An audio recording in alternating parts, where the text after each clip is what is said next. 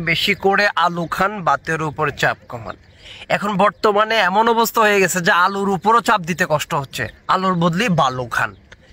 High রে অবস্থা বাংলাদেশের। প্রবাসীরা এত কষ্ট করে, এত পরিশ্রম করে, চোরের কি কোনো কোটা নাই? কয়েকদিন পর তো চোরেরা আন্দোলন করবে যে আমাদেরও কোটা লাগবে, পাতি চোর। তারপরে আমার কেন জানি মনে হলো সব ধরনের কোটা আছে, মুক্তিযোদ্ধা কোটা, তারপরে বাবা কোটা, খালা খালা কোটা, মামা কোটা, কোটার অভাব নাই, কোটা কোটা কোটা। বাংলাদেশটাই এখন কোটা দিয়ে চলতেছে, বাবা দিয়ে চলতেছে। আচ্ছা যাই হোক, এখন আমার কথা হচ্ছে যেই সমস্ত চোরগুলো আছে, ছোট চোর, বড় চোর, পাতি চোর, আপনার কদু চোর, লাউ চোর, যত ধরনের চোর আছে, বড় বড় চোরা, দুর্নীতিবাজ, টাকা চোর, তারপর এই সমস্ত চোররা যদি আন্দোলন করে, তাদেরও একটা কোটার দরকার। কারণ চোরদের একটা কোটার প্রয়োজন না, ছোট চোর বড় চোর।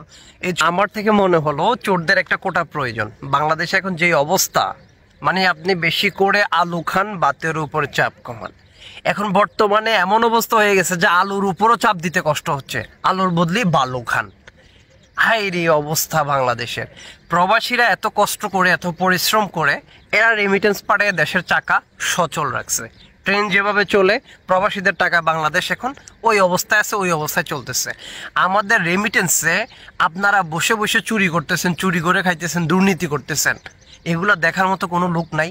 তাই মানে আমার কাছে মনে হয়েছে যে আপনাদের জন্য একটা কোটা, চোর কোটা, দুর্নীতিবাজদের একটা কোটা অতি বিলম্বে মানে এটা চালু করার দরকার। মাননীয় প্রধানমন্ত্রী বলেন বা যারা আছেন বড় বড় উচ্চ পর্যায়ে, তাদেরকে মানে বলতে, তারাও তো চোর, তাদেরও তো কোটার প্রয়োজন আছে। বর্তমানে আপনার বাকি কোটা বাদ দিয়ে এখন দেখা যাবে যে সামনের দিকে চোর কোটা, চোরদের জন্য কোটার মানে একেবারে চোরে ভরে গেছে দেশটা।